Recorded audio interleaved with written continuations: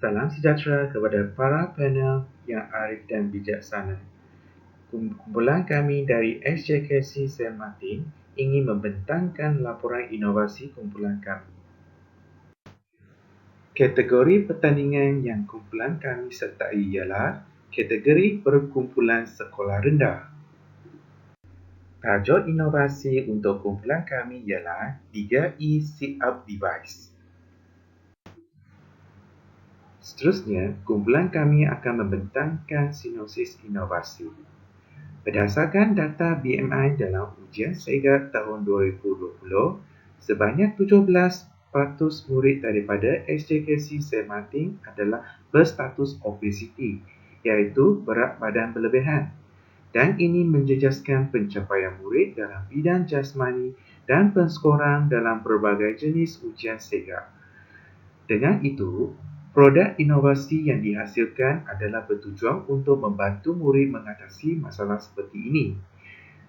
Di samping itu, produk inovasi yang dihasilkan boleh diaplikasikan dengan berdasarkan pendekatan pembelajaran seperti main sambil belajar dan latih tubi. Seterusnya ialah objektif inovasi. Kajian inovasi kumpulan kami mempunyai 3 objektif utama. Yang pertama, membantu murid-murid tahap 2 dalam meningkatkan tahap kecergasan badan. Kedua, menilai keberkesanan penggunaan 3E Sit-Up Device dalam meningkatkan kecergasan murid dalam ujian ringkut tubi separa. Yang ketiga, meningkatkan keyakinan dan minat murid terhadap aktiviti kecergasan. Seterusnya ialah kumpulan sasaran.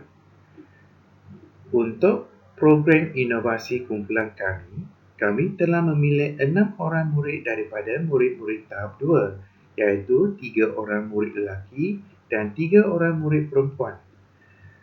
Daripada 6 orang murid tahap 2 ini, kita mendapati beberapa persamaan yang sama. Yang pertama, tahap kecergasan badan mereka kurang memuaskan. Kedua, sebahagian mengalami masalah berat badan. Ketiga, mempunyai nilai BMI yang tinggi iaitu berbadan obesiti. Dan yang keempat, kurang keyakinan untuk melakukan aktiviti kecergasan. Seterusnya ialah latar belakang.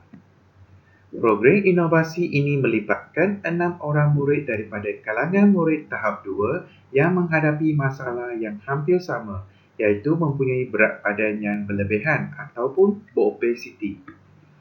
Produk inovasi yang dihasilkan ini adalah untuk membantu murid-murid untuk meningkatkan kecergasan dan menyamaikan semangat keyakinan diri mereka. Seterusnya ialah isu dan masalah yang ditangani oleh produk inovasi kumpulan kami. Yang pertama, tahap kecergasan murid-murid yang kurang memuaskan dan mempunyai nilai BMI yang tinggi. Yang kedua, murid-murid tidak dapat melakukan ringkut tubi separa secara berterusan dan tidak mencapai skor yang memuaskan. Ketiga, kegagalan mereka menyebabkan mereka hilang keyakinan untuk terus melakukan aktiviti kecergasan.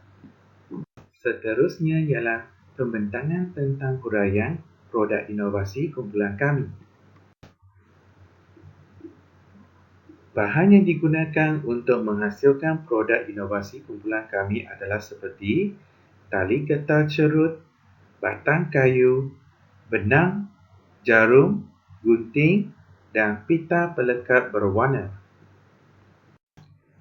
Seterusnya, kumpulan kami akan membentangkan bagaimana cara produk inovasi ini digunakan. Langkah pertama, berposisi duduk di atas lantai, kemudian baring di atas permukaan lantai.